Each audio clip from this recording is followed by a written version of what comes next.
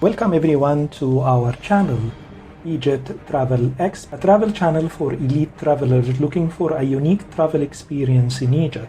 If you are lucky to join us in one of our tours, you will have the trip of your dreams. Our video today about the biggest and the most important cemetery in the city of Alexandria, the cemetery of Kom El Shoqafa. And Alexandria was founded by Alexander the Great in the year 330 BC, and it became the capital of Egypt for over 1,000 years.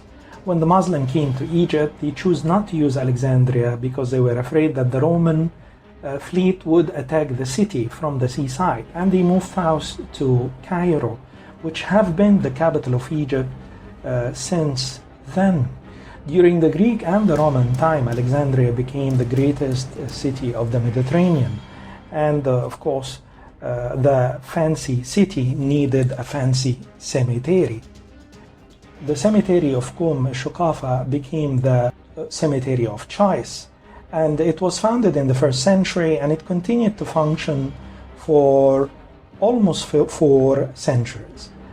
During the Christian time, the cemetery was abandoned. The tomb was covered with, the shaft of the tomb was covered with palm logs, and it was abandoned and forgotten. The dirt covered and the sand and the mud covered everything, and people in the area forgot about it. Until the Italian archaeological expedition started digging in this area during the early 20th century, finding lots of broken pieces of pottery was an indication for a presence of archaeological finding, and this is when they found the tomb. During the diggings, one of the horse carriages used to remove debris from the site fall into a deep shaft, and this is what led for the discovery of the cemetery. It's a huge cemetery that contains over 700 burial places. It can accommodate up to 5,000 mummies. When the tomb was found, there wasn't lots of mummies inside. Most of the mummies which were inside that tomb have been destroyed or taken, as the mummies were sent to Europe, where it was crushed into powder and used to fertilize the vineyard fields in Europe. The only valuable thing that we found inside the tomb was a jar full of gold coin, which was sent to the museum. The tomb is located in the old neighborhood of Alexandria near downtown. Lots of sarcophagus and statues found around the tomb. The sarcophagi were local red granite from Aswan quarries, or some imported from Italy, white marble from Italy. When you enter the area, you find a couple of decapitated pharaonic sphinxes, and it seems that the heads have been cut during the 19th century, and they were sent to Europe to a museum. Also, we see a sun dial made of sandstone, and a beautiful head made out of basalt for King Mark Antony, the husband of Queen Cleopatra VII. And it's a very interesting statue. You see the face of a European man, but he's wearing the pharaonic headdress and the cobra serpent on his forehead, and the hairstyle of a Roman. It's a very interesting blend of the Egyptian and the pharaonic art. And the tomb of the Tigran was discovered 20 foot under the ground in downtown, and then it was moved to the area here, and it is decorated with rudimentary colorful decoration, mixing the pharaonic art with the Greek art. We see offerings, mummification scene, offering scenes, and we see the ceiling, which is decorated with a panther chasing a deer. The most beautiful exhibits in the open court is a fantastic white marble sarcophagus decorated with the face of god Dionysus, the god of wine, dance, and music in the Greek mythology. We proceed now to the spiral staircase of the tomb, and the stairway around the shaft leads to the tomb. The shaft is 40 foot deep, and the shaft was equipped with a system of pulleys and ropes which will allow them to bring down the mummies into the tomb, like an elevator system or a dumb waiter. And then the mummies are taken inside to be buried. We find by the entrance of the tomb 2 small seats where people could sit to rest, and there is seashell decoration on top of the seats, which is a symbol of resurrection in the Greek mythology. The round hall, we call it rotunda, contains 3 entrances. The entrance on the right leads to Caracalla Hall. The entrance in front leads to the original burial chamber, and the enter on the left leads to the dining room.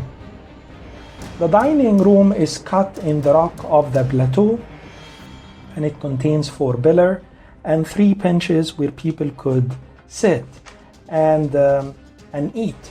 And the Greek usually would bring their food, wine, and they will spend the whole day inside the cemetery, and they will eat, drink, and remember their dead. The dining room was decorated with amazing decoration, colorful decoration of people dancing, eating, enjoying themselves. But if you look carefully at those people, you realize that they are dead. That banquet that you see decorating the wall is actually taking place in the afterlife.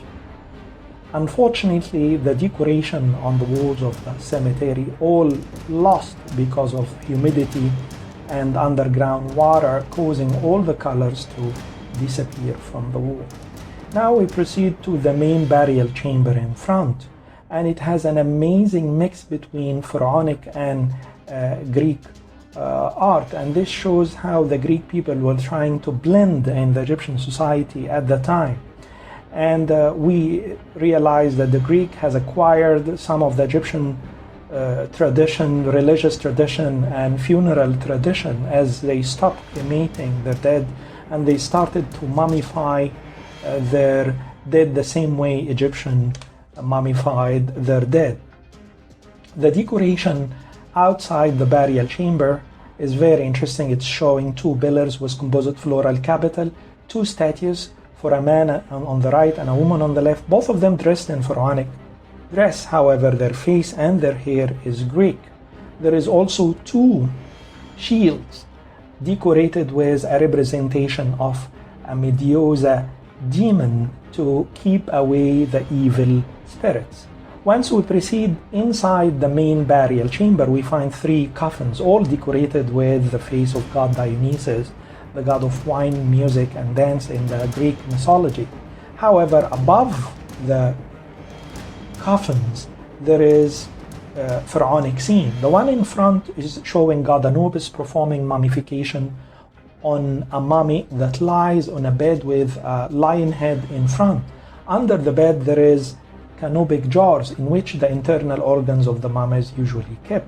On both sides, right and left of the burial chamber, there is an offering scene showing the king of Egypt, the Roman king of Egypt, giving a gold necklace offering to god Serapis. Serapis is the Greek equivalent of god Osiris, the god of the underworld in the pharaonic religion. Also, on our way out, we can see a representation of god Anubis, the god of mummification. However, if we look carefully on god Anubis, you will find him once dressed as a warrior, and on the other side he is represented like a half human, half serpent body, like a Medusa. If we look at the design of the tomb, we conclude that this tomb started as a private family tomb, which eventually was franchised and it became a public tomb. The owner started making corridors and adding more openings and locklids where he can bury people, and of course they make money. It was a very lucrative project at the time, as it was one of the most high-profile cemeteries in Alexandria. And each of these openings, we call them lockless, could accommodate up to 5 mummies. The family would expect it to give a down payment and then an annual fee for the mummy buried inside. However, eventually the family will stop paying the annual fee, and this is when the administration would remove the mummy from the cemetery and send it to another cemetery outside Alexandria in the desert, where it will be buried, to make space for new coming mummies. And this is one of the most popular and one of the most desired cemeteries in Alexandria. So you can tell it was a very high demand for this cemetery, and they kept enlarging it and investing money in it. The only thing that stopped them from functioning, that during the 4th century, the majority of the people of Alexandria converted into Christianity, so the tomb was abandoned because a Christian would not want to be buried there.